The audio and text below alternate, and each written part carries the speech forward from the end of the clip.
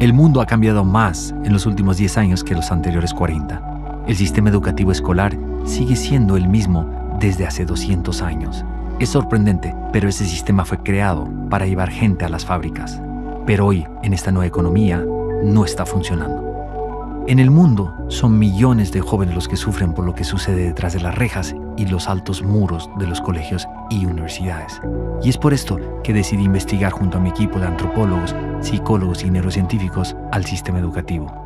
Entre ellos, los que dicen ser los mejores y muchos de ellos son los peores.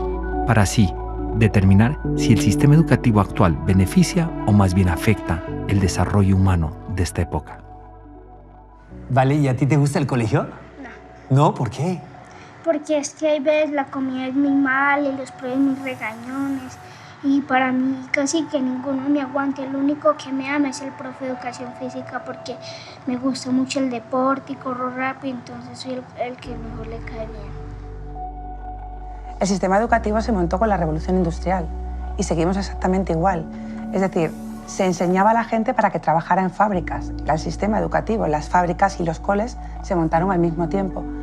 Y lo que se pretendía es que la gente no pensara o que pensara lo menos posible y sobre todo que no se equivocara, porque el error estaba castigado en una fábrica.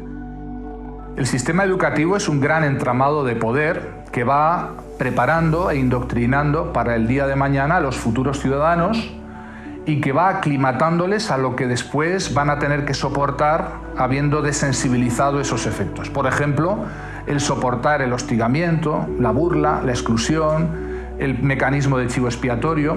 Y muchas veces los niños en el sistema educativo lo que aprenden es que el mundo es una selva donde funciona el sálvese quien pueda. Esto prepara a un futuro ciudadano indiferente respecto a las injusticias sociales y que tampoco va a reclamar para sí la solidaridad de los demás.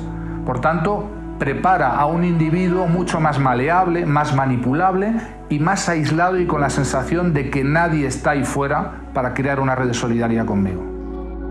Creo que todavía los sistemas educativos están en el modelo arcaico, antiguo de hace siglos atrás, cuando la competencia era memorizar, aprender a leer y a escribir, o sea, las inteligencias más lingüísticas y racionales.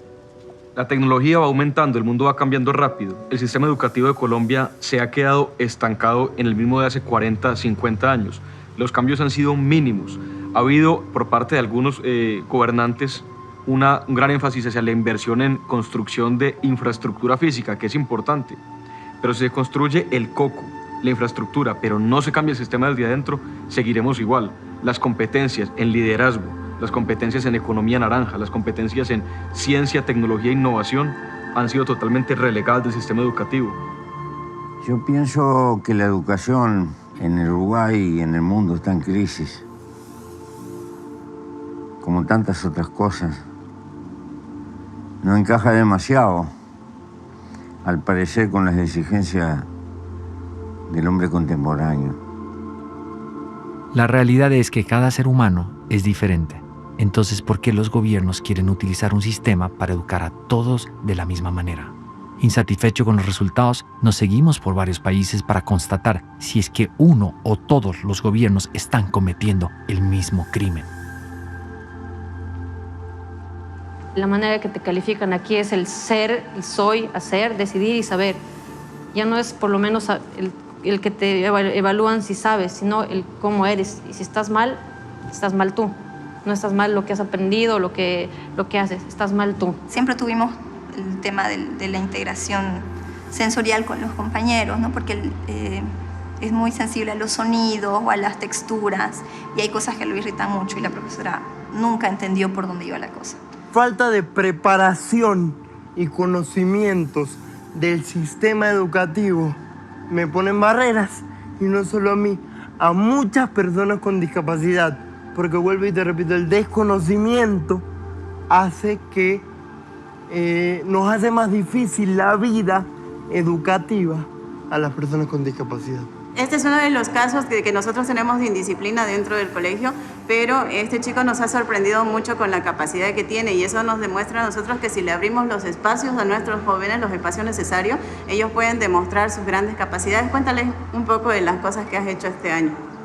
Bueno, este año yo y un grupo de compañeros hicimos lo que es un robot controlado a través de Bluetooth por una aplicación que creamos y programamos también el robot para que pueda hacer las rutinas que hace. Pero realmente para mí el sistema educativo en Colombia fue digamos que ir y nadar contra la corriente toda la vida. ¿Dónde falla el sistema educativo en Colombia? Yo creo que en la estandarización, es que todos los seres humanos somos distintos y el sistema no solo falla ya en Colombia, sino que es que yo creo que todo el planeta viene evolucionando y lo único que no evoluciona es el sistema educativo. Hice en particular años de matemática y nunca logré entender un ejercicio. Y yo veía que no podía hacer los mismos avances que mis compañeros. Y bueno, como que siempre era la típica excusa de no le gusta estudiar, es floja, no quiere. Y bueno, yo me la creí toda mi vida, digamos, del tema de que sin matemáticas no se podía. Como que el colegio me hizo creer de que yo sin saber matemáticas, sin entender los ejercicios, no iba a poder ser alguien en la vida. No es que sea tan indisciplinado, sino que me aburro rápido de las cosas, digamos. Sí. Me aburro.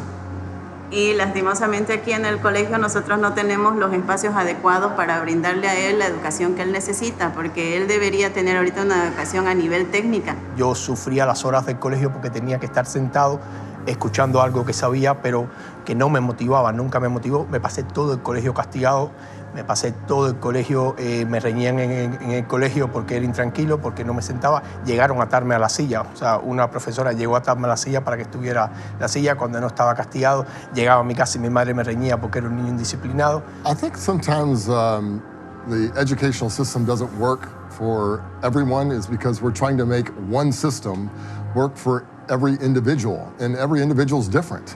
Yo no soy una persona creativa cuando lo dices como yo, es que todos somos creativos y el sistema educativo nos mata a todos la creatividad.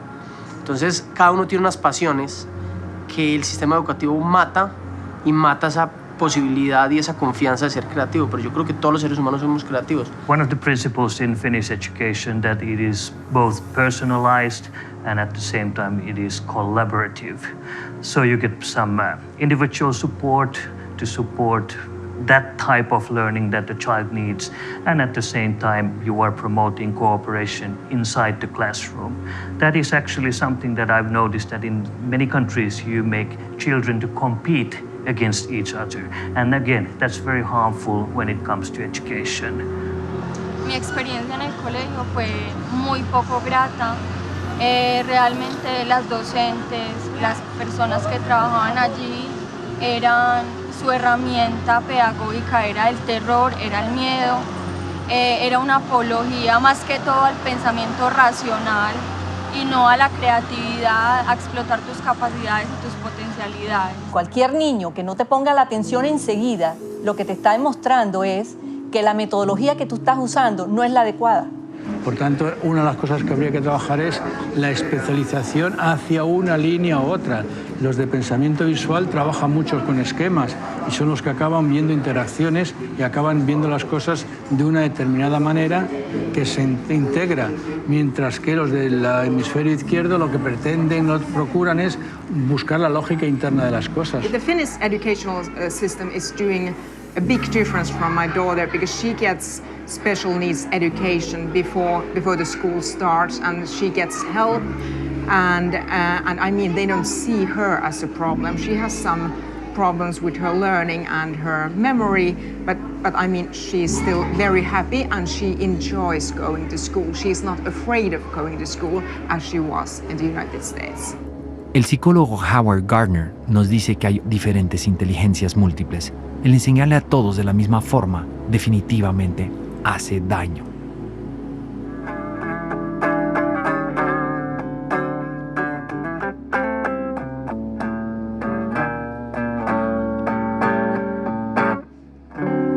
Muy buena, David. Cuéntame, David, ¿y cómo te sientes tú como artista dentro del sistema educativo? Es un poco abrumador, realmente es un poco abrumador porque siempre me toca justificarme por mí mismo. No, o sea, no, acá hay como ese interés en uno, esa ayuda, sino que uno simplemente tiene que salir adelante por sus propios medios. ¿El sistema educativo entiende y conversa con los artistas? No, el sistema educativo creo, pues a mi parecer, creo que solo se interesa en la parte de la inteligencia matemática. En un principio, cuando tú eres joven, eres pequeño, piensas que el problema lo tienes tú, porque todo el mundo te dice que eres diferente, que eres un fracasado, que no has aprobado la asignatura, que no vas con tus amigos, que no haces lo que tienes que hacer, y tú te sientes diferente. Con el paso del tiempo te das cuenta de que evidentemente has sido diferente y gracias a eso te has distanciado un poco del rebaño, por así decirlo. Vale, entonces eres una oveja negra, por así decirlo, te han tratado como una oveja negra en vez de haberte tratado como una vaca púrpura en España. Ese es el problema que hemos tenido. Yo creo que este problema es generalizado. Hay gente que se adapta mejor al sistema y al que no le viene tan mal, pero somos muchas las personas, ¿no?, que no estamos conformes, que necesitamos otro tipo de aprendizaje, que tenemos otras motivaciones y realmente nos sentimos excluidos. Hay facilidades que todos tenemos, que tienen que ver con genética, que tiene que ver con el desarrollo íntimo de cada cerebro, y hay gente que realmente es mejor haciendo aritmética y haciendo geometría y haciendo matemáticas que escribiendo poesía. Y eso es importantísimo, porque le da riqueza a la sociedad. Ahora, ¿es más importante un poeta que un matemático? Pues son diferentes, y un músico pues lo mismo. Como dijo un día Albert Einstein, si tú juzgas un pescado por su habilidad de trepar un árbol, él podrá creer toda su vida que es un estúpido. ¿Cuántos de nosotros fuimos afectados por no tener esa inteligencia matemática, como le llaman? Éramos los creativos, éramos los inquietos, pero el sistema no encajaba con nosotros y nosotros no encajábamos con el sistema.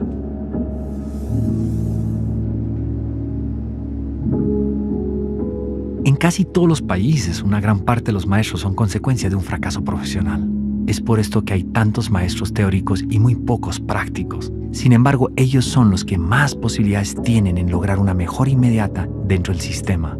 Después de haber entrevistado a varios de ellos en los diferentes países, me doy cuenta que la mayoría de los maestros no son felices.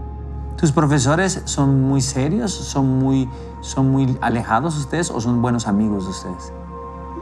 No, muy alejados. ¿Sí? ¿Les tienes confianza a tus profesores? No. Oscilo entre la culpa, digamos, entre no haber hecho lo suficiente y el orgullo de haber hecho algunas cosas bien. Pues, por ejemplo, mi caracterización del profesor universitario era anfibio cultural, fósil viviente, partera del futuro.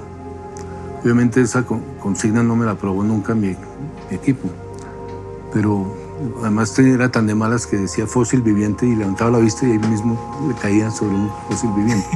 ¿Qué desmotiva profundamente a los docentes, a los maestros bolivianos? Yo creo primero la falta de reconocimiento de su rol en la sociedad, y eso repercute o se ve en un salario mínimo, en un salario que es insuficiente para poder trabajar. Por ejemplo, un director de un instituto tecnológico gana $500. $500 cuando el salario y tiene que trabajar 8 horas al día. Y no puede trabajar en otra cosa. Hacen unos trabajos más maravillosos, más importantes para un ser humano y son los que peor ganan. Pero sí es cierto que muchas personas hacen exactamente lo que les piden que hagan, y los que se rebelan contra el sistema habitualmente son o apartados o incluso expulsados, porque evidentemente molestan. Yo creo que están todos frustrados, o en la mayoría de los casos frustrados, porque no pueden dar su mejor versión. Se tienen que ceñir al guión que les han puesto para que hagan exactamente lo que esperan de ellos. Por tanto, yo creo que la frustración es tan grande en los alumnos como en los docentes. Los docentes están calificados en general poco entusiasmados por razones sociales, culturales y porque han dejado de ser el ícono de la excelencia en una sociedad. Hace 100 años ser docente era ser alguien importante en el pueblo o en la ciudad. Hoy no necesariamente es así. Al perder esa autoridad, creo que han perdido un poquito de incentivo de mejorar, de innovar, de hacer cosas nuevas con los jóvenes. Sin embargo, siguen siendo lo más importante que una sociedad se puede brindar a sí misma. El lugar donde les cedemos, les damos prestados a nuestros hijos para que se hagan ciudadanos. Y eso es indelegable. Los docentes están como todo docente, como toda persona, en la zona esta de confort que se habla tanto, que no quiere cambiar, pero está preocupado porque no le va bien, se aburre. Yo siempre digo que ganan mal, en general, en la mayor parte de los lugares, pero antes se alimentaban de la energía de los alumnos y ahora los alumnos están apagados. Entonces es un sufrimiento, hay faltas, no tienen ganas de ir a trabajar, y además de no estar cuidados ni por los padres ni por los directivos, ¿no? Como que el docente está estás solo, y encima le estás pidiendo que cambie y que aplique cosas y solo, porque muy pocos países lo valoran. En Colombia, afortunadamente, los que toman la carrera de la docencia son generalmente personas que no pueden ingresar a otras carreras y eso hace que sea difícil y los malos estudiantes en muchas ocasiones terminan siendo los nuevos maestros. El sistema educativo está hecho para tener profesores mal pagos, con problemas de motivación muy serios, con niveles de estrés altísimos. Y todos sabemos ya que existen unas neuronas espejo, que nosotros transmitimos nuestro estado a los pequeños. Y ahí empezamos a tener problemas impactantes. La educación se convertía en un problema, no en una opción. Y esto es importante. La educación ya no es un privilegio, es un derecho. Y ahí se vuelve mucho más crítico todo el sistema, incluso los mismos profesores, porque a ellos les imponen todavía ofrecer una educación impuesta con unos parámetros en donde su libertad se ve cohibida, en donde ellos en realidad no son personas felices. Ellos mismos se meten en un sistema que los envejece, los desactualiza y los desconecta del infante. Y pues, como todos lo sabemos, cualquier tarea se vuelve difícil si nosotros no tenemos una conexión emocional con lo que hacemos. Nosotros somos todos un sistema. Entonces tenemos que, primero que reconocer la importancia increíble que tienen los maestros. Porque a veces los maestros los maltratan, creo que son los maestros de escuela. Los maestros de escuela es mucho más importante que maestros en la escuela de medicina. Es decir, tiene mucha más importancia el entender los pasos del pensamiento que una profesión da. Entonces, a los maestros no se les trata bien. Segundo, los maestros tampoco lo hacen bien. Y lo hacen bien porque ellos creen que ellos son los dueños del conocimiento. Y creo que un buen profesor que se gane el corazón de los muchachos es un valor imperecedero. Lo que puede dejar sembrado un buen profesor en generaciones de muchachos es un capital inconmensurable. Pero lo que puede destrozar un mal profesor también.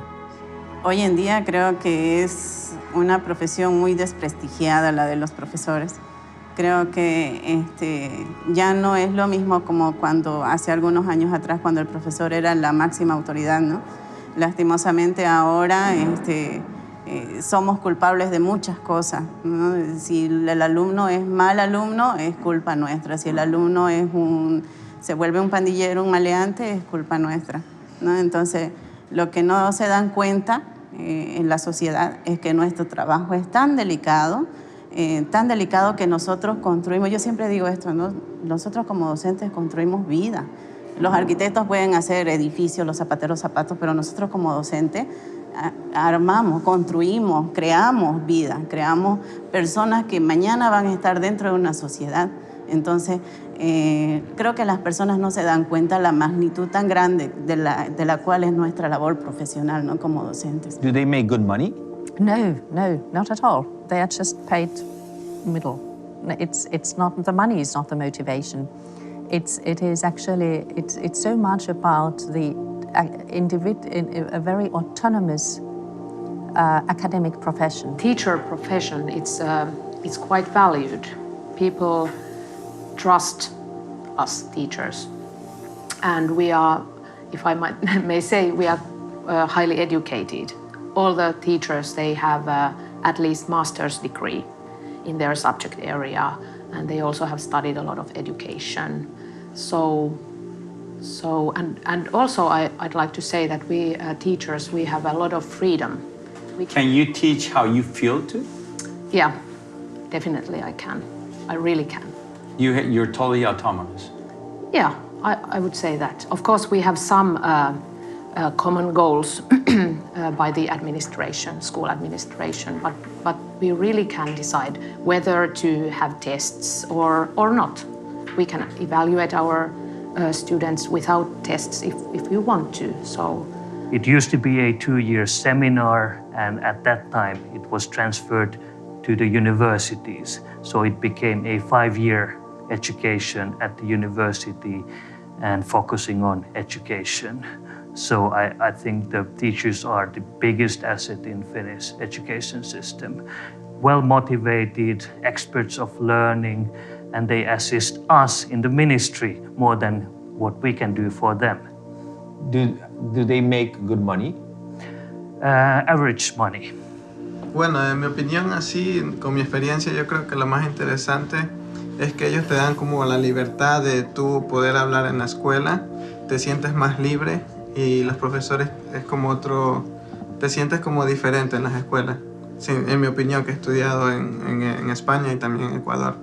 Y te sientes muy bien también al escuchar al profesor, te hacen sentir como parte de ti, porque eso es lo que tiene Finlandia, que te hacen que el profesor no es más ni el estudiante es menos, es que son ellos, todos son iguales.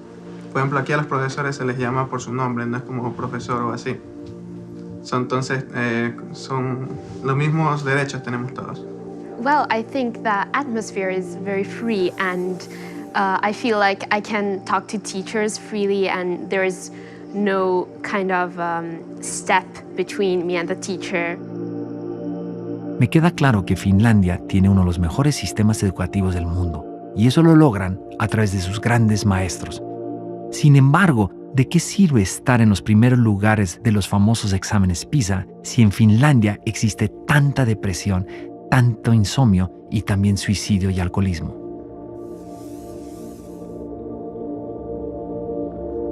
Los conflictos entre los padres y los maestros cada vez son más severos. Los padres exigen una educación diferente para sus hijos. Sin embargo, los maestros también tienen su razón y les dicen, esas cosas debes enseñarlas tú en tu casa.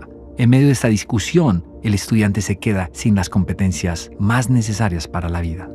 La participación de los padres dentro de la educación es deficiente porque, pues, por un lado, yo entiendo que a nosotros no nos forman para ser padres, yo soy mamá y es difícil porque tú no sabes cómo hacerlo, pero también porque hay como una cultura, una idea socialmente generalizada, y es que la educación es un problema de la escuela y no vemos que la educación es un problema de toda la sociedad y de la familia fundamentalmente. Entonces los padres necesitan mayor orientación, pero también necesitan más compromiso y mayor responsabilidad con el trabajo de formación de los niños y los jóvenes.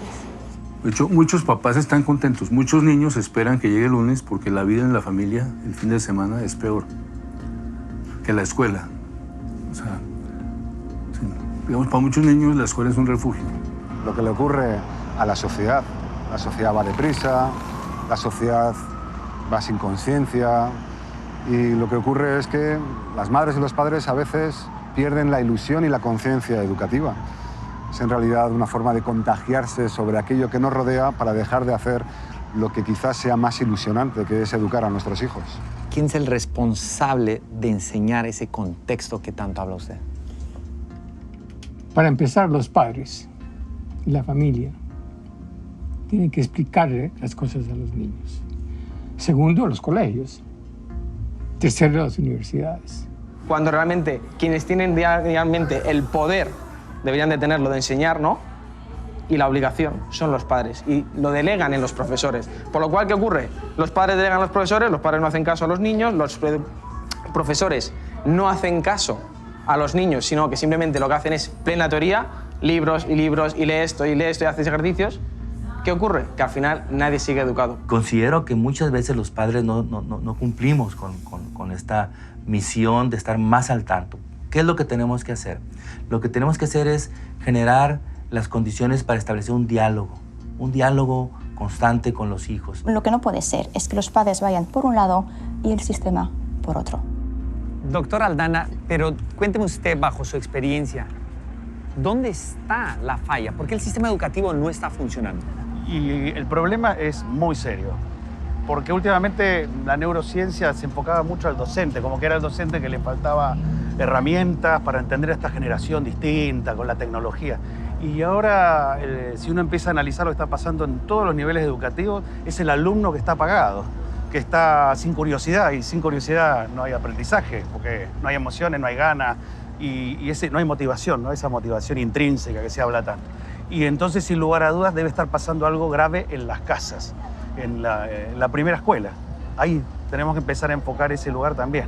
No solo estamos fallando los docentes, está fallando la casa, está fallando los padres. En los 90s, los padres de familia tenían 3 veces más tiempo que en estas épocas. Hoy los chicos se están criando y educando solos. Hoy estamos invirtiendo nuestro tiempo en cosas que no van a ayudar a que nuestros hijos sean mejores personas.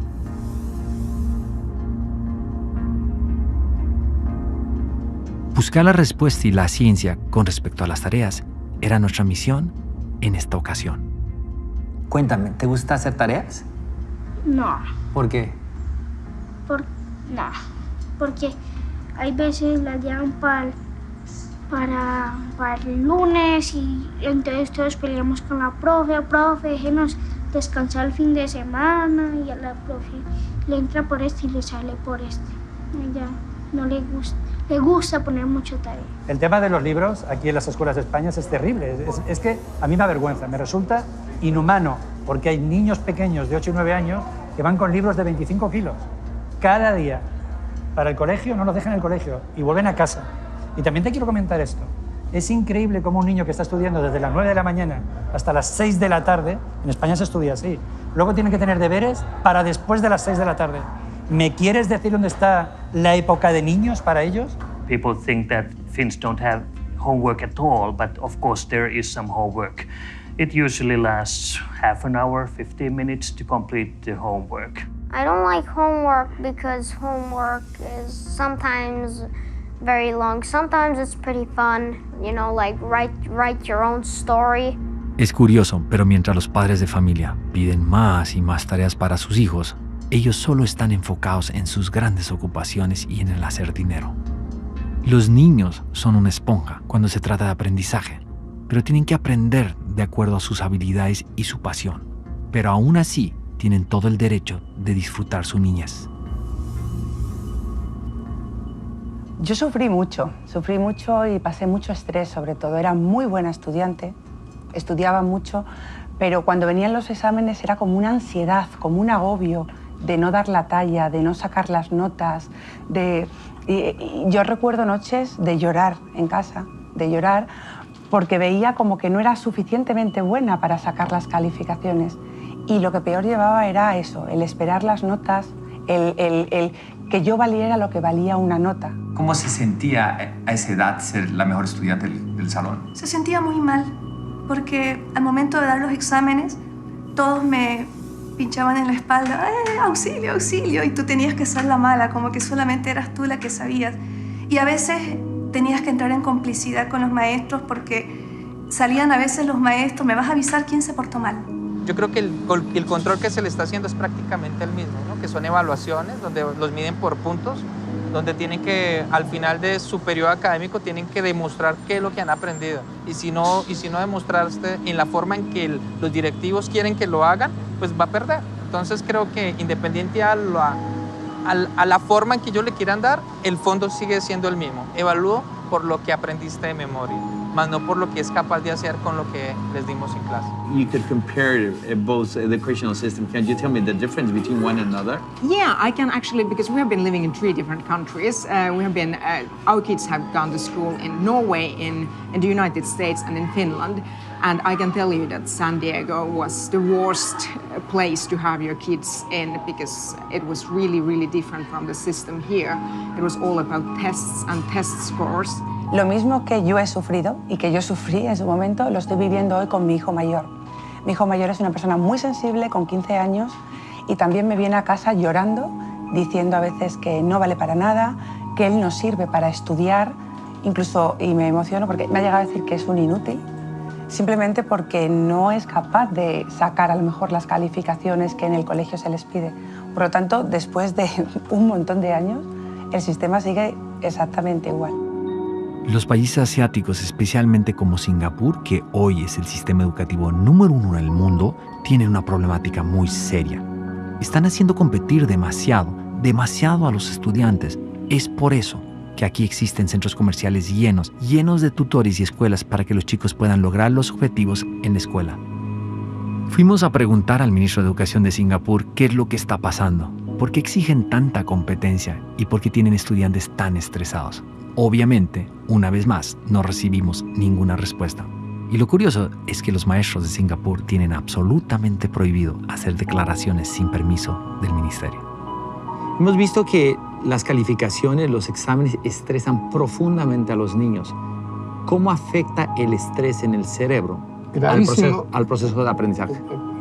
Gravísimo, porque el estrés genera ansiedad y la ansiedad impide pensar. Yo creo que están mal, sobre todo para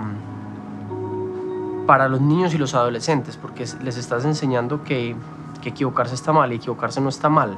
No intentarlo está mal. Porque para mí hay fracaso y hay derrota.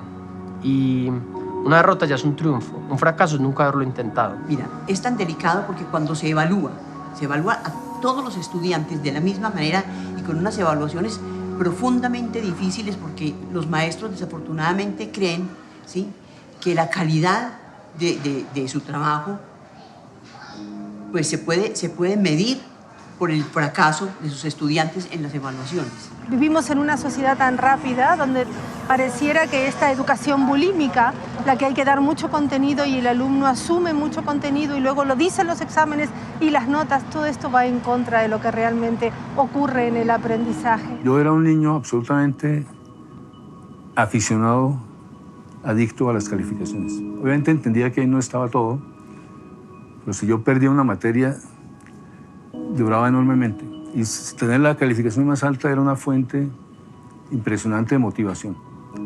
Pero ese modelo es gravísimo porque por sacar a alguien adelante sacrifican 20 o 30 compañeritos. Y si tú no eres competitivo y pierdes un examen con los otros es como una vergüenza. Es un desastre y se te viene el mundo abajo. Y perder un examen no es ningún suicidio ni nada por el estilo. La vida vale más que 200 exámenes y cosas por el estilo. Pero estupidizamos a la gente en ese sentido. It's very rare that a child repeats the school year. It does more harm than benefit for the child. In Finland, we don't first of all, we don't emphasize the role of the marks, of the numbers so much. Young kids have grades? Very young ones do not. So it starts gradually. It's more like giving some written feedback about the learning process. Está comprobado que los niños a los cuales no les ponen un número, un valor o una calificación son mucho más felices.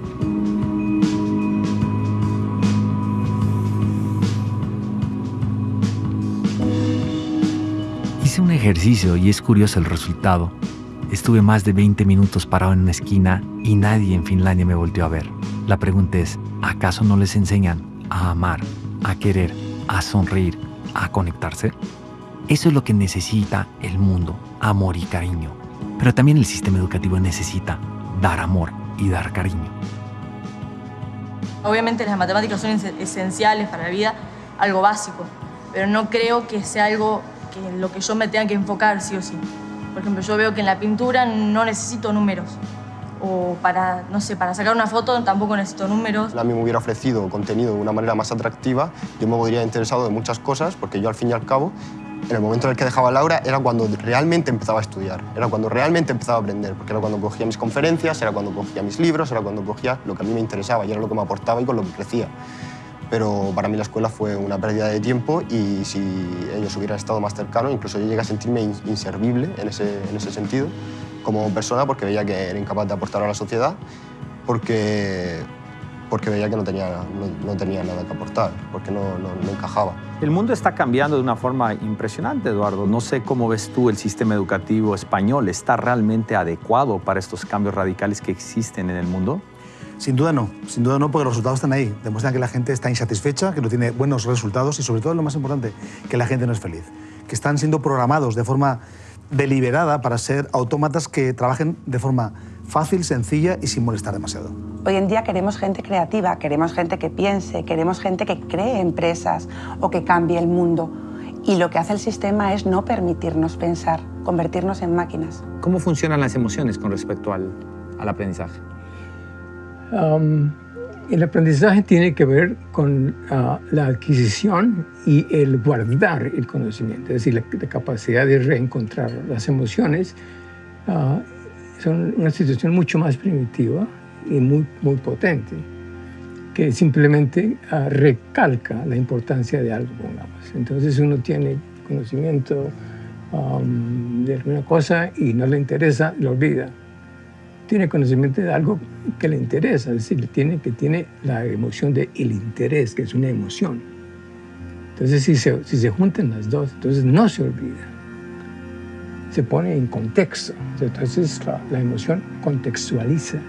No nos enseñan a gestionar las emociones, no nos enseñan a superar el fracaso, a ser líderes, a ser emprendedores, a tener éxito, a buscarlo, a trabajar en equipo. No sabemos cómo gestionar eso. El problema es que en los colegios no se está educando en sintonía con el cerebro. Educar en sintonía con el cerebro significa que primero está el ser y después está el saber y después está el tener. Realmente yo creo que hace falta que la gente tenga esa parte de inteligencia emocional que el doctor Goleman despertó en el mundo y que hace que la gente entienda que es más importante tu coeficiente de inteligencia emocional que tu coeficiente de inteligencia. ¿Dónde crees que está el talón de Aquiles del sistema educativo? Creo que ahí, en el excesivo acento en lo cognitivo, en el haber olvidado que educar es dejar que salga lo de dentro, el verdadero ser de un ser humano. La inteligencia artificial implica un cambio de paradigma, que es que la educación es preparar a la gente para entenderse mejor por dentro, ser más imaginativos, utilizar su creatividad, su espontaneidad, su resiliencia, flexibilidad. A nada de esas cosas a mí me enseñaron en la escuela y hoy yo lo veo que tampoco enseñan ni siquiera a los niños que se están formando hoy. Las emociones están siendo algo tan importante en el aprendizaje. Sabemos muy bien que si no hay emociones positivas, no hay ganas de aprender, no hay motivación, no hay ganas de tener continuidad en el estudio. Al contrario, es frustración. Yo creo que desde la elemental, yo creo que desde la escuela primaria ya debe de haber una clase que sea, qué sé yo, nutrición 101. ¿Qué te estás tomando o qué estás tomando cuando eres pequeño? Ese niño quizás de 5 años, 6 años, que está llegando a la casa y se está tomando un refresco, quizás pudieron salvarle la vida o de ser diabético si sencillamente en la escuela le hubieran enseñado, qué sé yo, nutrición kids o nutrición niño, y le hubieran enseñado que ese refresco tenía 11 cucharadas de azúcar, 17 cucharadas de azúcar. Mi pregunta quizás sea, ¿ese niño quizás hubiera tomado 2, 3 refrescos después que jugara? O sea, los mismos niños se hubieran educado para que en un futuro no fueran enfermos. ¿Cómo vamos a trabajar en grupo si no tenemos las competencias blandas? Esta es la idea. ¿Cómo vamos a hacer sistemas globales de resolución de problemas humanos si no tenemos competencias blandas? Un día Aristóteles dijo, educar la mente sin educar el corazón no es educar en lo absoluto. Existen diferentes tipos de inteligencia. Cada persona tiene sus propias habilidades, pero hay algo que nos conecta más allá de las matemáticas, el ser de cada persona.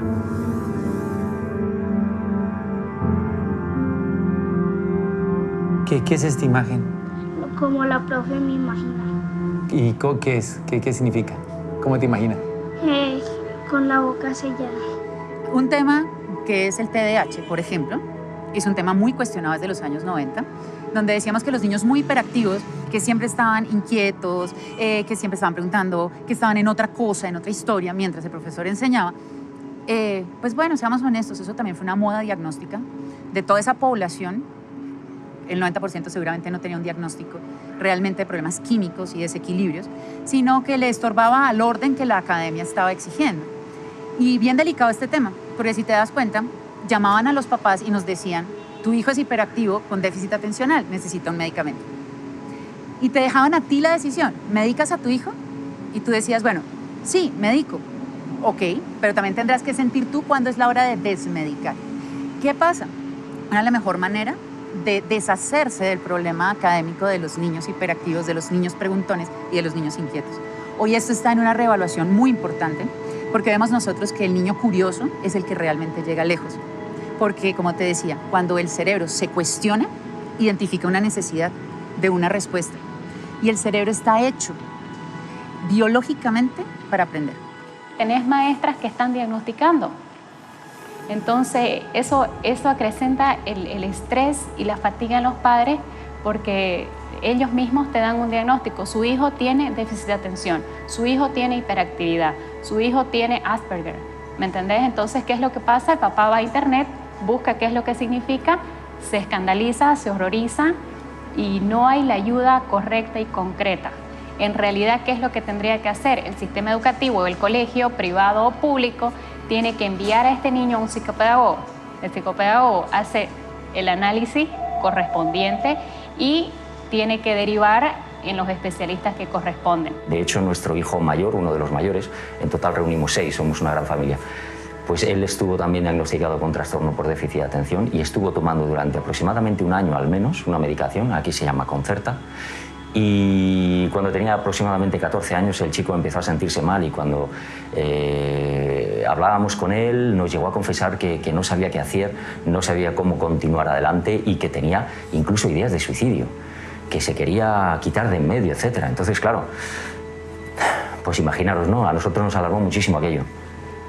Rápidamente dejó de tomar cualquier tipo de cosa y de medicación y de ahí ya nosotros tenemos ese antecedente porque además yo conocía que eso podía ser un efecto secundario de la medicación, con lo cual dejamos rápidamente esto y no queremos que con nuestro hijo pequeño eso vuelva a suceder, con lo cual hemos tenido que sacar también, no lo sacamos, perdona, lo echaron, nos lo expulsaron de ese colegio, ¿eh?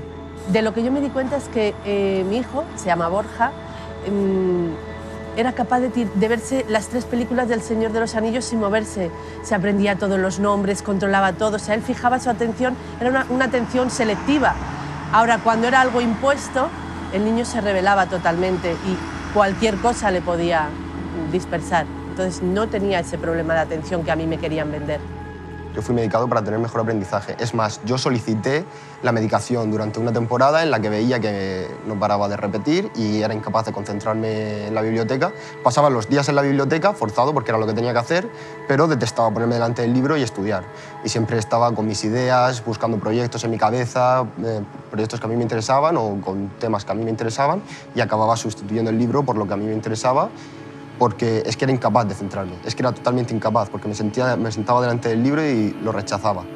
Aunque yo dedicaba el tiempo, y basaba el tiempo, y entonces yo llegó a un punto en el que dije, bueno, pues a lo mejor es que tengo déficit de atención o algo, voy a solicitar estas pastillas por lo menos para tener el título y poder avanzar en mi educación, porque estoy estancado.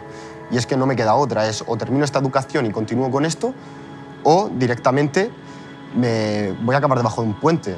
No tengo otra salida, voy a acabar con trabajo basura y esto va a ser mi vida y no puede ser. Y eso al final acabó llevándome a una depresión, eso junto a otras cosas acabó desbordando en una depresión que realmente fue lo que me hizo dejar la escuela. Sé que estuvieron cerca de recetarte Ritalina porque eras hiperkinético, ¿sí? ¿Qué piensas tú de eso? Yo creo que la mayor bendición de mi vida son mis padres. Mi mamá apenas le dijeron eso, se paró en la raya y en los colegios donde estuve nunca aceptó eso. Ellos lo que hacían conmigo era que me patrocinaban un montón de actividades extracurriculares como para que yo botara esa energía. Entonces yo hice todos los deportes que tú te imagines. Si yo al mes ya no quería hacer karate sino kung fu, me pasaban. Si al otro día quería montar en bicicleta o karts o motos o tirarme en paracaídas o en parapente, ellos estaban todos esos días patrocinándome como todas esas cosas que me despertaban la creatividad y quemaban la adrenalina de una forma natural. Nuestro hijo tenía demasiada competitividad y que no era sano, que no era normal. Claro, a mí me revelaba eso, porque digo, ¿cómo es eso un problema en un chico que lo que quiere es mostrar su energía, expresarse en el mundo, actuar, interactuar? Y eso no se podrá canalizar de una manera adecuada. So many students on Ritalin and Adderall and all these ADD drugs because a lot of times school is boring and they're only being measured, their value as a student is only measured on standardized tests. When at our school, we engage students through hands-on projects. And so when we engage students and they're actively involved as opposed to being a passive learner, when students are actively involved in their education, they don't need those medications as much as traditional schools.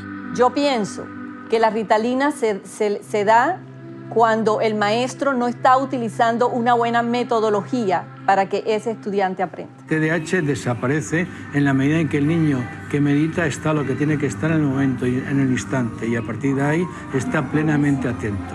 Mi percepción es que si fuéramos una sociedad sana, estos datos deberían ser la primera plana de cualquier periódico todos los días del año.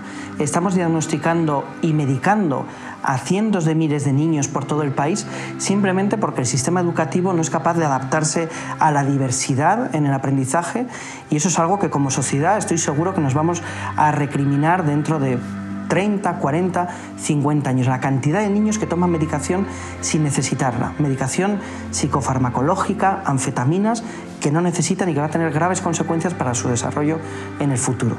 Sabemos que como mucho el 4% de los niños puede tener TDA, aunque creemos que probablemente será el 2%. Y sin embargo, 1 de cada 10 niños, es decir, el 10% de los niños españoles va a tomar medicación para el TDA o TDAH a lo largo de su vida escolar. En realidad, en cada etapa evolutiva la atención varía. Un niño que tiene 9 años, por ejemplo, solo tendrá 11 minutos de atención continuada. Un poco aleatoriamente sería la edad del niño sumarle 2. Si tiene 18 años, pues atención continuada serán 20 minutos. En ese momento hay que bajar el nivel de estudio, distraerse, tomar un vaso de agua, caminar, moverse. Aprendemos con el cuerpo, no aprendemos solo con la cabeza. Hay cosas tan interesantes y sencillas y súper económicas como poner una pelota para hacer yoga en vez de una silla, o poner unos elásticos en las 2 patas de los pupitres para que el niño pueda apoyar los pies y hacer el movimiento que necesita. El niño que tiene problemas de aprendizaje necesita moverse para aprender. Y las escuelas les exigen que se sienten y se queden quietos. No es ningún trastorno, eso yo creo que hay que dejarlo bastante claro.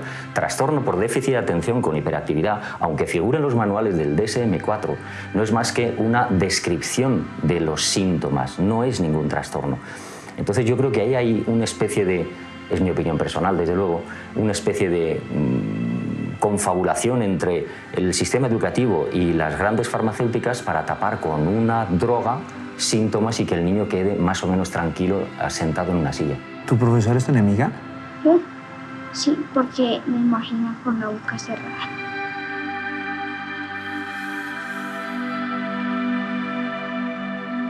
Me gustaría que en el colegio, digamos, tengan áreas así de ciencias, que tengamos laboratorios así donde podamos desarrollar así cosas de que algunos estudiantes tienen así una genialidad espectacular para que puedan desarrollar cosas en el colegio, pero lastimosamente no lo tenemos.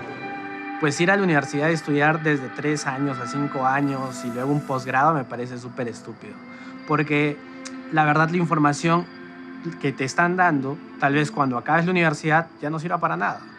Y no te están enseñando lo que realmente necesitas saber, que es saber dónde buscar la información útil y aplicarla rápidamente con ciertas estrategias para que esto te funcione.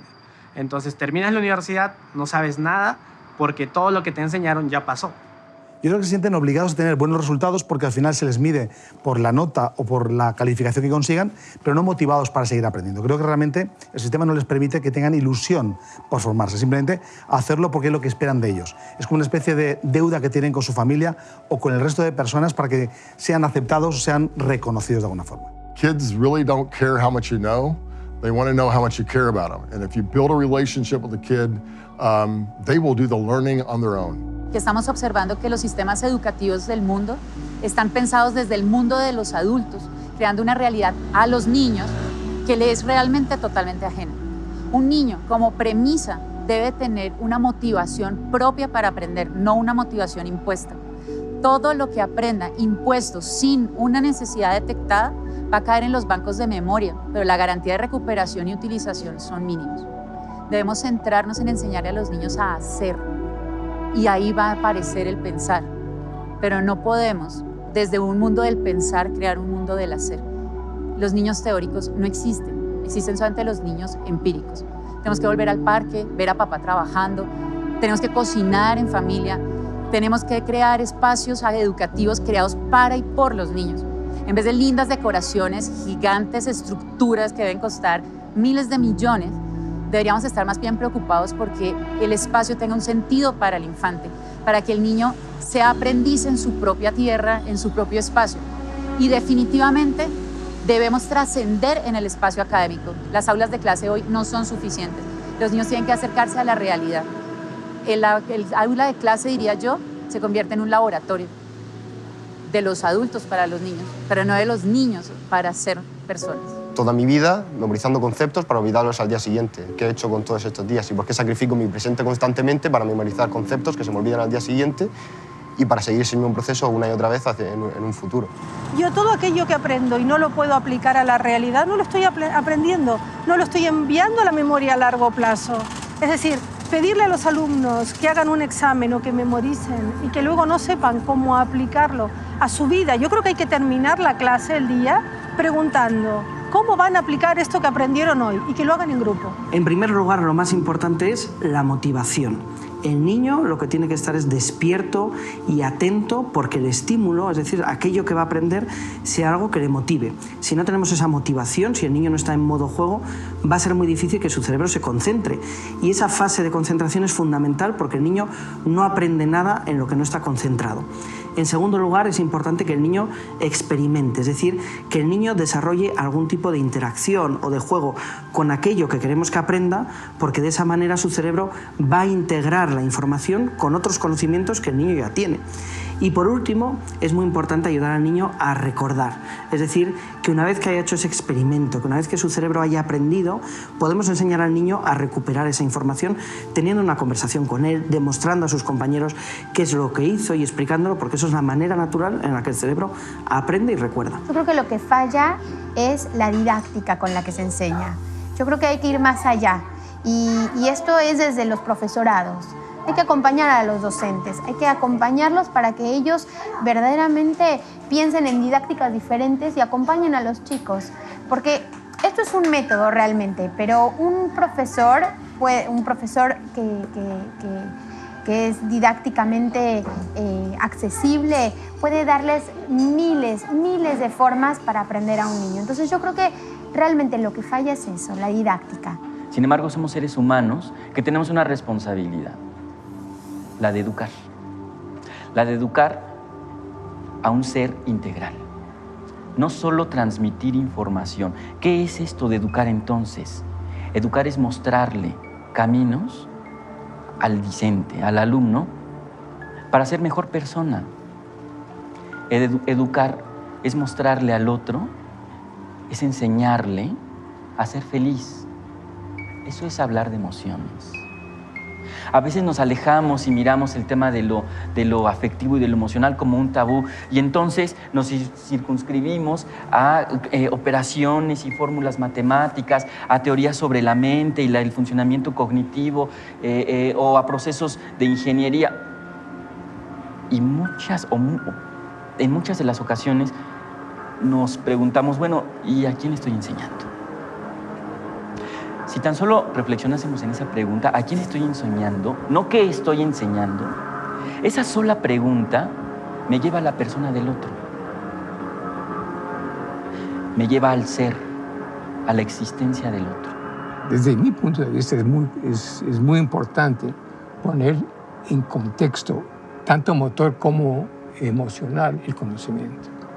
Si no, se olvida. Y estábamos hablando que cuando uno termina escuela, primaria y secundaria, lo que uno recuerda es más o menos el 15%. Es decir, el 85% se perdió. ¿Y por qué se perdió? Se perdió porque no hubo contexto. ¿Eso para qué sirve? Entonces, no sirve, pues... Hay un principio del cerebro. Lo que el cerebro no se ha preguntado, no lo puede responder. Es la ausencia de una pregunta y, por tanto, obviamente, la ausencia de una respuesta. O sea, si alguien no se hace la pregunta, da lo mismo lo que le enseñas, no va a retener. Exactamente. Lo que vamos a encontrar nosotros es que los niños necesitan cuestionarse, identificar una necesidad para buscar la manera de responderla. O sea, eso significa, perdón que te interrumpa, pero eso significa que el niño preguntón aprende más. Total, ama al niño preguntón. En las neurociencias lo tenemos claro. Un cerebro que peca por exceso siempre será más adaptativo que el que peca por falta. Los niños juiciosos, de hecho, no son lo mejor.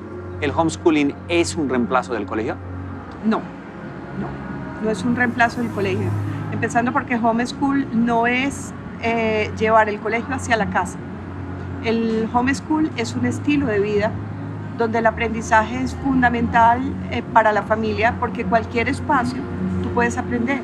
¿Dónde es el daño más fuerte que está cometiendo el colegio a los niños de hoy? En tantas cosas, pero yo pienso que en su parte psicológica y en su parte, digamos, de autoestima, porque la mayoría de los chicos no cabe, o sea, el colegio tiene un molde establecido. Si tú no cabes dentro de ese molde, o te adaptas o sales. Y entonces eso en parte hace que los niños salgan muy lesionados de este sistema educativo. Un chico que sale desplazado de hasta 5 o 6 colegios es porque no estuvo dentro de ese molde. Entonces cuando ya llega a una opción como homeschool ya está muy lesionado. How many years do you think a country needs to reform their educational system? At least 10 years, 20 years, even 40 years as what's been going on in Finland. I mean, you start reform and it takes time. Very seldomly you can make a difference in 4 years in the office. Uno educa cuando enseña a juzgar. Y el juicio tiene que ser cuidadosamente formado. En algún momento se diseñó en 8.000 páginas toda la primaria con instrucciones para el maestro. Tal clase usted hará esto, usted verificará tales resultados. O sea, se le quitó como la potestad al maestro de planear activamente su trabajo. Se le entregaron guías. En las pruebas internacionales de educación, Argentina no le va bien, al igual que el resto de los países de la región. Estamos todos juntos ahí en los últimos de la fila y es una especie de mal ejemplo de hermandad latinoamericana, no es lo que queremos que suceda. Pero Argentina tiene otro componente que es más grave que no le vaya bien, que es la dispersión de los datos, lo que llamaríamos la inequidad, lo que llamaríamos la falta de homogeneidad en el sistema educativo. Y eso es lo que me parece que tenemos que enfocar. Las políticas públicas de educación, por supuesto, tienen que apuntar a mejorar el nivel educativo, pero sobre todo tienen que apuntar a acortar la brecha entre los que están bien y los que están mal. Por tanto, nuestro sistema argentino, con grandes virtudes y enormes falencias, me parece que tiene que apuntar a formar mejor a los profesores, ser más federales, llegar hasta los pueblos, llegar hasta los lugares donde la educación se quedó en el siglo, con suerte, XIX y en algunos casos XVIII, y tenemos que llegar al siglo XXI. Requerimos una acción coordinada de políticas sociales encabezadas por la educación relevante al emprendimiento y al mismo tiempo unos países seguros con gran confianza de inversión.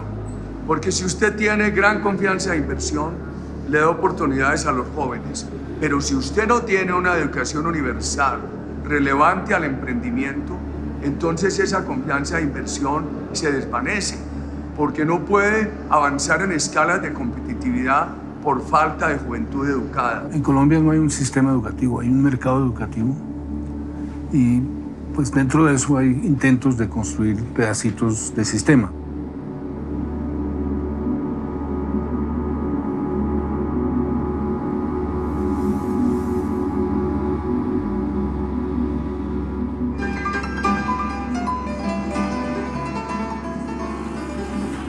¿Cómo no llegar a uno de los países con el mejor sistema educativo del mundo? Corea del Sur, un país donde los chicos compiten y se matan, técnicamente se matan, por lograr entrar a las famosas universidades del grupo Sky. Padres de familia, estudiantes, sistema educativo, todos luchando por lograr la famosa universidad. ¿Acaso realmente ir a la universidad te puede hacer feliz? Un país donde el 50% de los estudiantes tienen pensamientos suicidas podrán ser una potencia. Un país que se transformó en 30 años solamente gracias a que la gente está estudiada y trabaja muy duro. Pero la gente no se ve feliz, la gente no se siente feliz.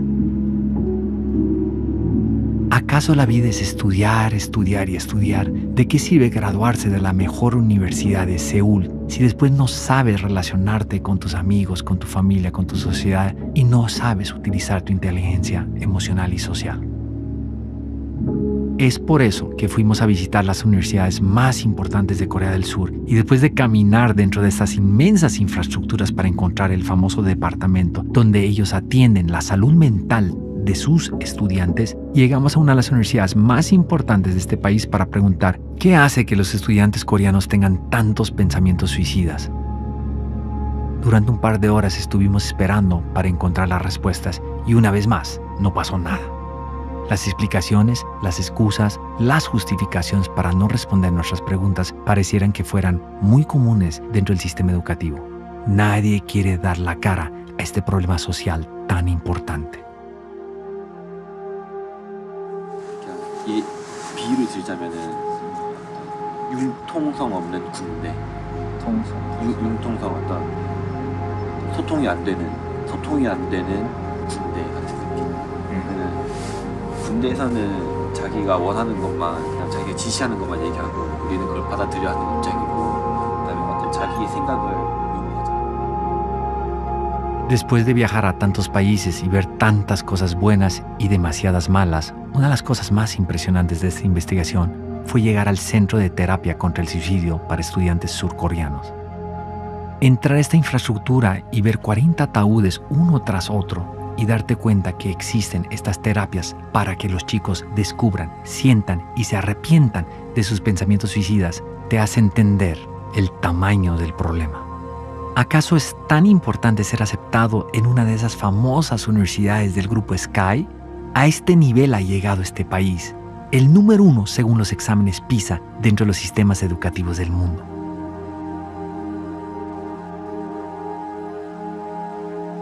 Esta terapia te lleva al borde del sentimiento de lo que es suicidarse. Sentir esto no es muy grato. Sergio era un chico de 16 años de edad que se declaró abiertamente gay, se declaró como bisexual y tenía a su pareja en el colegio. Fue discriminado, acosado por sus docentes, directores y psicóloga en el colegio por un beso que se dio con su pareja. Finalmente Sergio es perseguido, acusado por acoso sexual por parte de los padres de su pareja, quienes fueron obligados por parte del colegio a colocar esta denuncia penal para que su hijo continuara en el colegio y terminara sus estudios. Sergio fue considerado uno de los mejores estudiantes del colegio. Después de presentar su IFEX, ganó la beca por ser pilopaga, que está aquí en el Ministerio de Educación. Esto lastimosamente ocurre después de su fallecimiento. Escuchar el relato de esta madre, de este estudiante que se suicidó, por todo lo que vivió dentro del sistema educativo, no fue nada fácil para mí. Después de nuestra investigación, fue terrible descubrir que en el mundo se suicidan en un solo día entre 3 a 4 estudiantes gracias al maldito acoso escolar. Sergio se considera también una persona muy política, muy social, y dentro de esto había hecho una tarea con los papás. Es allí cuando empieza toda la persecución también por su ideología, por su pensamiento y por la libertad de expresión. Siempre fue coartado para hablar, siempre me lo mandaban callar y pues creo que Sergio era y cometió este acto como un acto político. Así fue considerado por sus compañeros estudiantes, por sus compañeros de la ULE, y creo que socialmente ha sido considerado porque creo que lamentablemente tienen que suceder cosas como estas y la decisión que él toma ha sido trascendental porque las personas creo que han sido un poquito más conscientes en los colegios, los docentes y los directivos de no tomar represalias ni discriminar a nuestros niños y niñas en los colegios. Yes, people have bullied me because according to people I'm very short. Ahora se escucha más el tema del bullying, pero yo lo recibía de parte de los mismos directores, del mismo colegio y aunque mis padres no quieran admitirlo, yo les decía, no me parece justo esto. Iñaki, pero ¿cómo puede ser que alguien le haga bullying a un personaje de 2 metros con 7 centímetros? Ahora es poco recomendable. Ahora más ya aprendí a defenderme. En aquella época no, hace muchos años que me pasó. Tenía 11 años, siempre he destacado por la estatura. Con 11 años, ya 12 ya tenía 1,82 m, con 14 medía 1,98 m, con 15 pasaba los 2 metros. Y lo que me pasaba era que la gente lo que veía era claro, con 1,82 m la gente te ve un cuerpo de una persona adulta, pero realmente eres un niño que actúas como lo que eres, pero la gente eso no lo ve. La primera que lo vio así fue mi profesora, la que era mi tutora ese año, que ya tenía la idea de que era retrasado mental.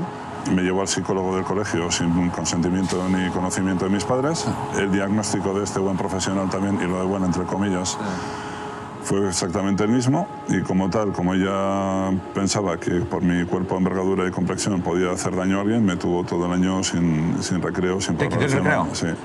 ¿Y te dejaban en el salón, en el recreo? Me dejaron en el salón, no me dejaron en clase. No podía salir del aula. ¿Y por qué no podía salir del aula? Porque ya pensaba que podía hacer daño a alguien. Luego, aparte, hubo otro chaval que me puso el mote de Jacobo cuanto más a Tomás Bobo. Este chaval, pues la gracia coló. Al final, la profesora, cuando pasaba lista en clase, en vez de llamarme Iñaki, me llamaba Jacobo. Ella te decía Jacobo, ¿por tu apodo? Por mi apodo. Y ya las risas eran continuas. Y luego aparte había un grupo de chavales mayores que eran los que me perseguían, me pegaban, tiraban los libros, eran los que me estaban ahí machacando todo el santo día. Hasta el punto de que pues un día me dieron una paliza, me reventaron la cabeza a patadas. De hecho, bueno, pues aquí, permíteme un segundito. ¿Ves? Está roto, los labios por dentro. Tengo machacados de las patadas que me pegaron aquel día. Y previamente a esto tuve un intento de suicidio. Me fui a un acantilado, yo vivo aquí al norte de España, en la costa, y me fui al acantilado y estuve a punto de tirarme. Lo que pasa que aquel día es un punto de inflexión muy marcado en mi vida, porque lo que pudo ser el final de mi vida fue el principio, porque me hice un juramento de que a partir de ese día nunca más nadie me iba a pisar. Alejo, ¿cómo te fue a ti en el colegio? Bueno, en el colegio, en las calificaciones me fue muy bien, siempre fue excelente, pero aunque hubo mucho bullying, que aprendí a superarlo, no es que tuve un estudio, pues digamos, día a día bueno, pero lo pude superar, aunque hubo mucho bullying y todavía hay bullying. Cuéntame una experiencia tuya con el bullying. Bueno, una experiencia fue en séptimo, donde me cogieron y me metieron a la caneca de una basura, con la basura, y me pusieron a rodar por todo el patio, por todo, digamos. ¿Qué hacían los docentes, los directores? Ellos, porque sé que en tu país no están los docentes, los maestros capacitados para atender situaciones de bullying. ¿Qué pasaba con ellos y contigo y la gente que te bulleaba? Realmente fueron muy pocos los profesores que se sensibilizaron conmigo en esa parte cuando me hacían bullying, y no hacían mayor cosa. ¿Por qué? Porque la directora nunca me creía, nunca me creyó. No perdamos de vista que la violencia es una conducta aprendida. El niño, la niña, el adolescente, el joven no es violento por naturaleza, sino que asume esas conductas producto de este bombardeo mediático, esta influencia que vemos cotidianamente en las comunidades. Entonces el bullying es una expresión violenta de todo este entorno en el que no hemos tenido la capacidad de entendernos, de dialogar para evitar ese tipo de agresiones. Robinson, gracias por proporcionarme la carta pues tan triste, ¿no? Tan dura que escribió Diego antes de suicidarse. Pero en esta carta, por lo que leo, queda bien claro su excelente relación con su abuelo y con sus padres. Muy claro. Ahora, si el problema no viene de la familia, que muchas veces esos suicidios vienen de problemas familiares, especialmente tratándose de un chico de la edad de él, entonces yo te pregunto a ti como abogado del caso, ¿sí? ¿Qué es lo que has investigado? ¿Qué tienes sobre la mesa con respecto a este caso? ¿Qué fue lo que hizo que un chico de 11 años se suicide y diga que es por dejar de ir al colegio? Bien, el problema fundamental es el colegio. El problema fundamental es el colegio, es decir, hubo muchísima presión, muchísimo moving por parte de los profesores hacia el niño. ¿Qué es moving? Pues fundamentalmente es cuando se ejerce una presión indebida sobre una persona, bien sea en el ámbito laboral o bien en el ámbito social o personal. Y se ejerce una presión que te fuerza a ti a hacer cosas que tú no quieres o con las que tú no te sientes cómodo. En este caso concreto ha quedado perfectamente claro, y además por otros casos previos que han ocurrido también en ese colegio, que este no es el único caso, que la reacción de los profesores, la forma de los profesores de tratar a los menores y demás, tuvo muchísimo que ver con toda esta historia. Y luego está el segundo elemento, que es el tema del bullying de los compañeros. Entonces la mezcla de ambos fue lo que llevó a Diego al final a suicidarse, porque claro, él veía que no encontraba apoyo ni en sus profesores ni absolutamente en nadie. El bullying es como lo mismo que pasaba antes con la violencia de género con las mujeres. Que antes no se hablaba de eso, todo el mundo sabía que existía, todo el mundo sabía que era un fenómeno que estaba en la sociedad, pero las mujeres que lo padecían nunca hablaban de ello, nunca decían nada. El bullying es exactamente igual. El bullying, por su propia naturaleza, se esconde a los ojos de la gente. ¿Y el mobbing se esconde también? También, claramente. O sea, los niños tienen miedo de hablar de los problemas que tienen con los maestros en la Claramente. escuela. De hecho, el bullying, cuando llega a situaciones graves, lo llega precisamente por la inacción o por el moving de los propios profesores. ¿Los maestros en tu país están capacitados para atender situaciones de bullying? No. Profesionalmente no. Nunca los han O sea, nunca nos han dado cursos sobre bullying, digamos. Nosotros por nuestro lado investigamos, tratamos de hacer lo necesario, ¿no? Pero que nos hayan dado una charla, un curso exclusivo sobre cómo pasar o cómo sobresalir del bullying, no.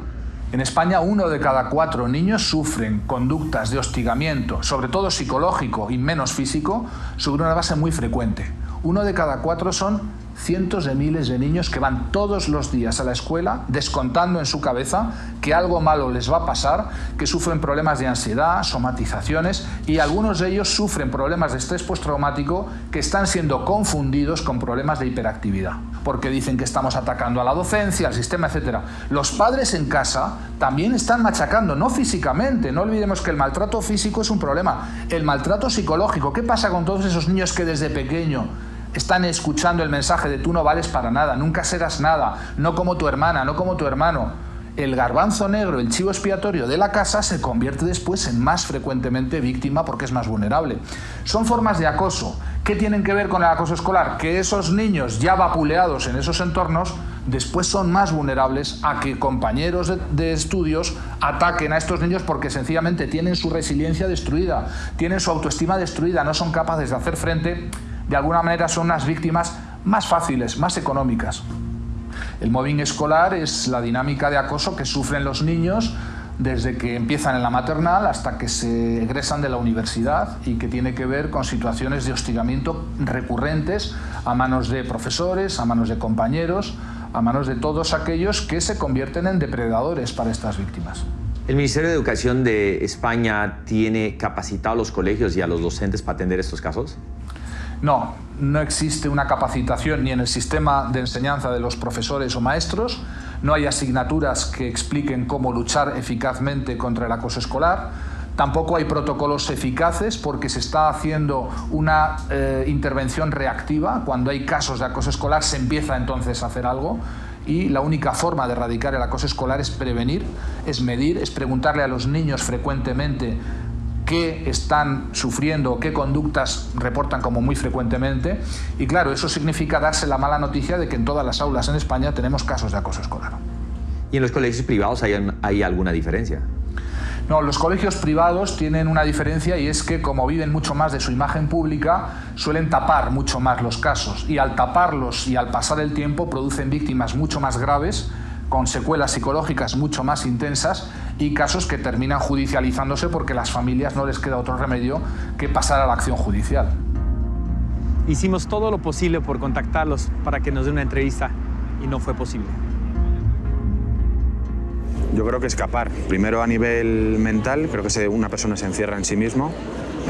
Aparte, no ayuda a los profesores, siempre te apartan en la parte trasera de las clases, los alumnos te dejan apartado en los espacios, en el recreo, en el tiempo libre, y tú al final te acabas apartando de la sociedad, de la familia, de los amigos, y o eres muy fuerte o te apoyas en alguien cercano que te entienda, o realmente puede acabar la cosa en algo bastante grave.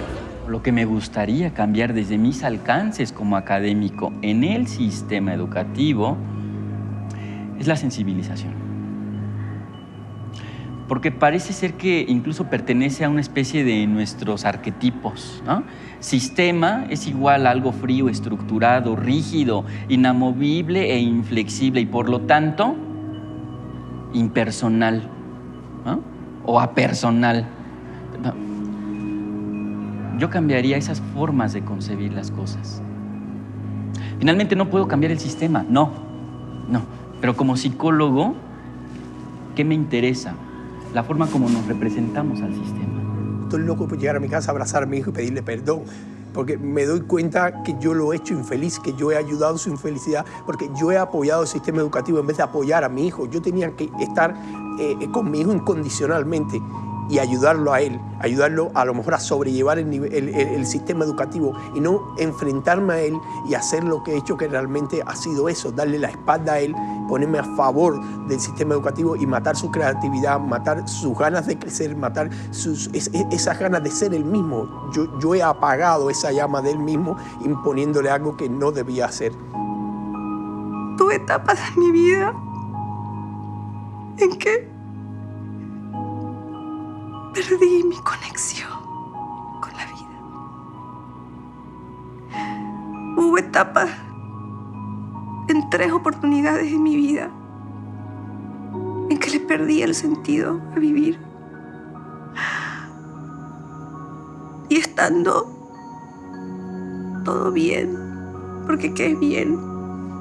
Que tienes un techo, tienes tu hogar.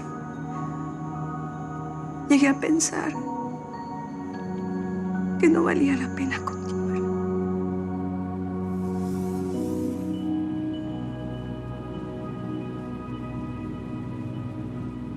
3 a 4 suicidios por acoso y presión escolar al día.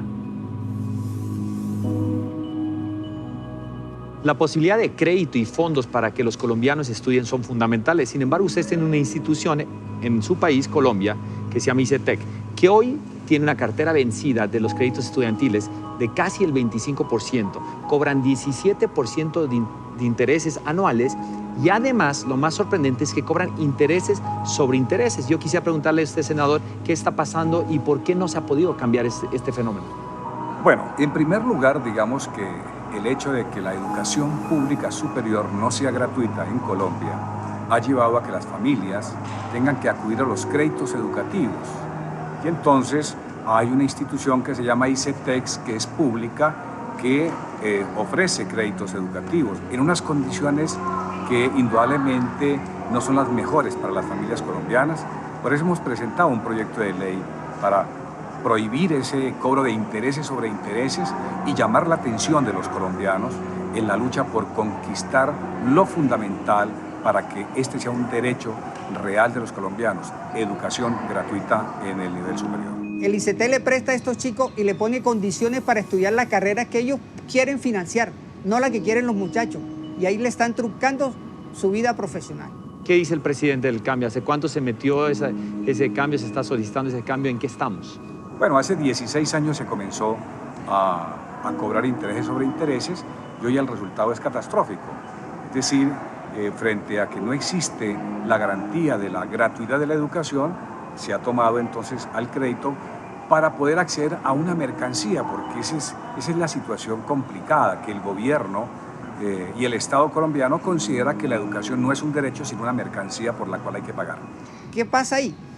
Que el ICETEX comienza a cobrarles de una vez. Dicen que dan un año de gracia, pero mentira, no dan ningún año de gracia, sino de una vez le están cobrando los intereses. Y esta deuda se cuadruplica, generándole un problema social a la familia. Por supuesto que se genera corrupción en torno a esto, porque hay una nube de abogados que se vuelven cobradores de los créditos, familias empobrecidas que no tienen cómo pagar el crédito y terminan hipotecando, entregando sus inmuebles, su apartamento, en fin, y sobre esto se ha generado una gran corrupción. Cuando no puede recuperar su cartera, va y se la vende a otra entidad del Estado que se llama CISA. Aquí tengo el documento de soporte. ¿Qué se está demostrando ahí? Que CISA se la vende a una empresa negocios estratégicos y esa empresa de negocios estratégicos triplica la deuda de los estudiantes colombianos. En el mundo, los estudiantes y sus familias ya no pueden pagar sus deudas escolares. Esto está afectando a demasiada gente y nadie está haciendo nada al respecto. ¿Dónde está la corrupción? ¿Dónde está el negocio? ¿Dónde está el negocio de la educación para los gobiernos y los políticos en Latinoamérica, no solamente en Bolivia? Yo creo que en el manejo de los ítems. El manejo de los ítems, de los docentes, por lo menos en Bolivia, ahí se da la mayor corrupción. Tenemos docentes puestos a dedo sin mayor calificación, directores más que todo puestos a dedo, que tienen que estar con una afiliación política al partido oficialista y así se maneja a través de los sindicatos, de las federaciones y las confederaciones. Pues simplemente el gobierno mexicano quiere arrebatarle al pueblo el derecho a la educación pública. quiere privatizar las escuelas, entregárselas al capital privado, para lo cual parece ser necesario el despojar de sus derechos laborales a los trabajadores. O sea, tú me estás diciendo que él quiere, ¿sí?, cambiar el sistema educativo para luego venderlo a inversionistas, empresarios que les interesa ese sector. La privatización de la escuela pasa por su desmantelamiento. El examen, cuando nos están diciendo es, el 80% viene preguntas acerca de los artículos de la reforma y el otro 20% viene la cuestión teórica. Lo interesante es que cuando a ti te convocan, no te dicen en qué materia vas a ser evaluado. Se supone que somos por rúbrica, nos manejamos por rúbrica con la reforma educativa, ya a nosotros no se nos dio ni siquiera una rúbrica. Mi pregunta, yo te devolvería la pregunta, ese 80% que es en los artículos de la reforma, ¿en qué me ayuda a mí a ser un mejor docente? ¿Tú tomaste ese examen? Yo no lo tomé porque si yo lo tomaba, entonces yo estaba haciendo voluntariamente, renunciando a mis derechos para cambiarme a otro régimen laboral, donde a la larga yo estoy llevando la educación en general a que se llegue a una privatización. Pues la reforma educativa está privilegiando una relación laboral individual.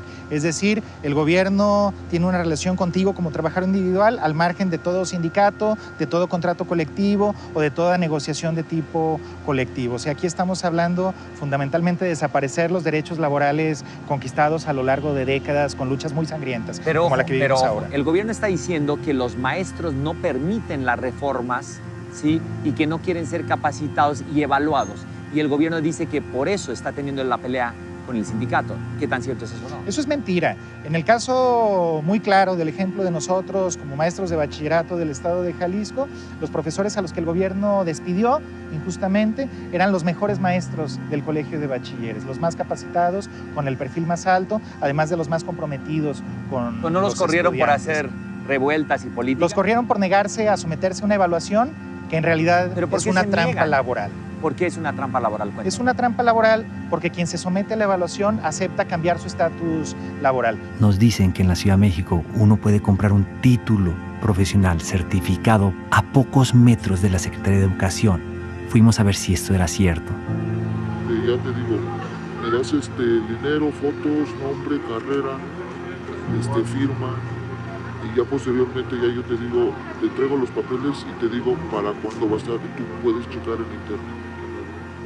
¿Cuánto vale el título registrado para el que aparece en la SEP? Para así el mejor precio. 35,000 pesos. El que no está registrado, te lo dejo en 10,000 pesos. ¿Y cuánto necesitas de anticipo para arrancar? Mitad. Este es otro. ¿Y ese dónde? Pero tú, o sea, yo te doy la mitad y después te me desapareces. O sea, ¿cuál es la seguridad? ¿Dónde está el puesto? Ya te doy mi número todo. Conmigo estás tratando con un falsificador, digamos. Yo me dedico a esto. Yo no me dedico a otra cosa. México lindo y querido, no solo tienes un problema muy serio de educación, sino una corrupción que está acabando con todo. Es imposible solucionar el problema de la corrupción en un país si no se soluciona primero el problema del sistema educativo. La única forma de corregir un problema de corrupción es dándole mejor educación a su pueblo. Sé que has tenido muchas sobremesas con políticos y que tú conoces a muchos políticos. Yo quisiera preguntarte a ti, que eres una persona cercana a ellos, ¿qué hace que ellos prometan tanto cambios educativos y no se den? Bueno, yo creo que el gran problema de los políticos hoy en Colombia es que ellos vienen de un sistema tradicional donde se premia la corrupción. No cambiar el sistema educativo, dejarlo como está, es dejar todas las cosas como están. Colombia está en un punto, digamos, de mediocridad escolar. Si el sistema educativo no se cambia, usted está condenando a una persona de 12 años, de 15 años, a que se quede en la mediocridad.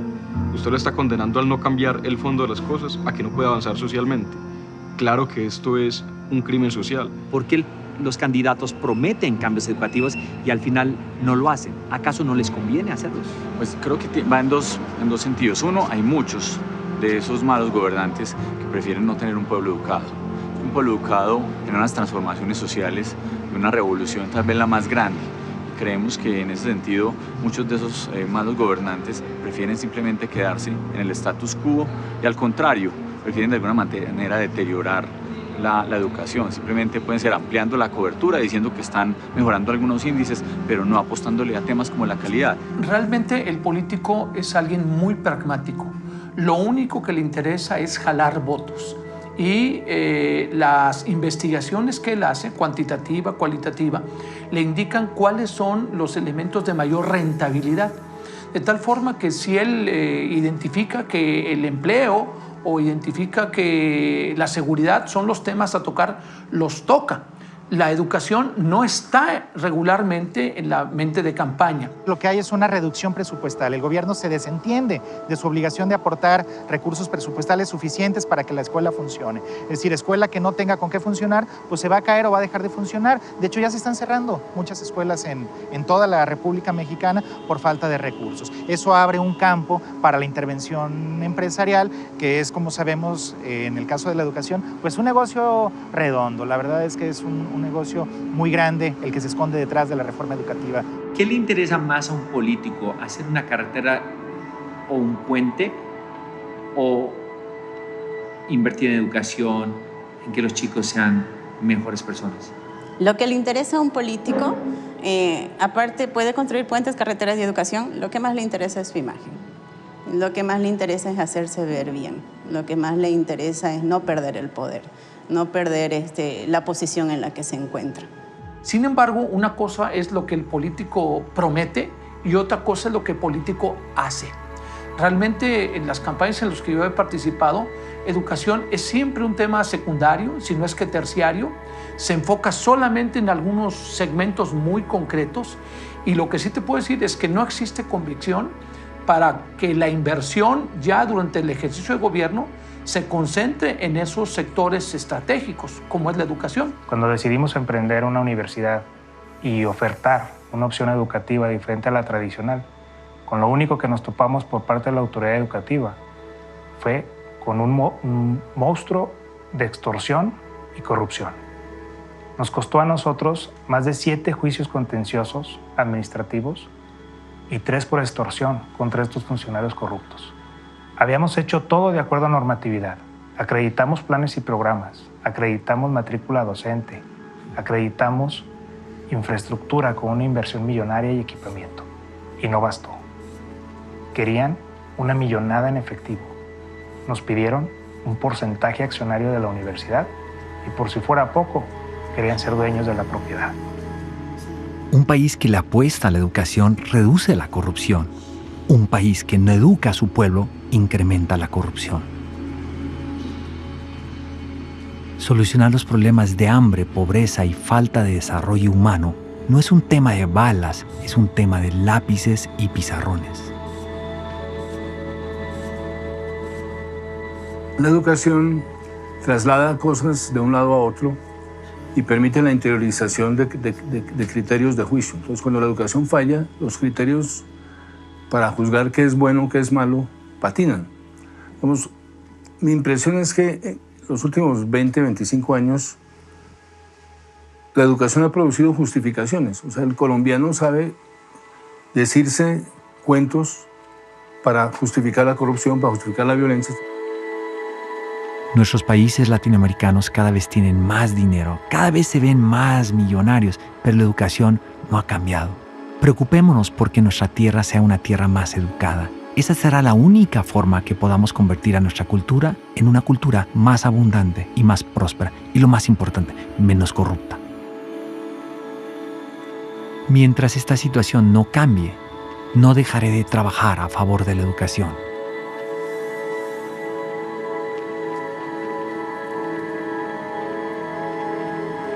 Fuimos muy, pero muy lejos a buscar las respuestas y soluciones para el gran problema que tenemos en el sistema educativo a nivel mundial. Un problema que conforme pase el tiempo y mientras sigue el mismo sistema educativo seguiremos afectando a nuestros hijos y otras generaciones, por qué no pensar que hasta nuestros nietos. Qué tristeza que teniendo la solución encima de la mesa no hagamos nada al respecto. Mientras el sistema educativo, que lo somos todos, no nos hagamos responsables y exijamos ese cambio a nuestros gobiernos, seguiremos cometiendo un crimen llamado educación. Paquidérmico.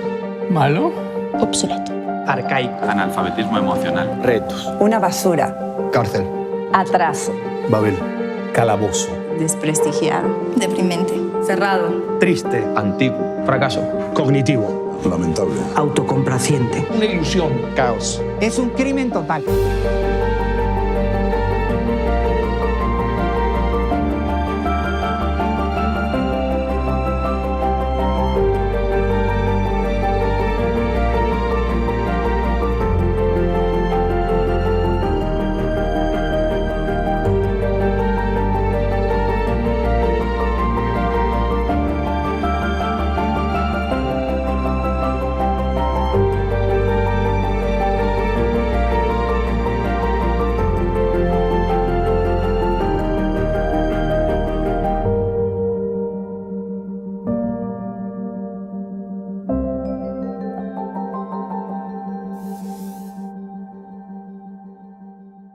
Hay que descubrir lo mal que estamos de una manera que no nos destruya. Hay que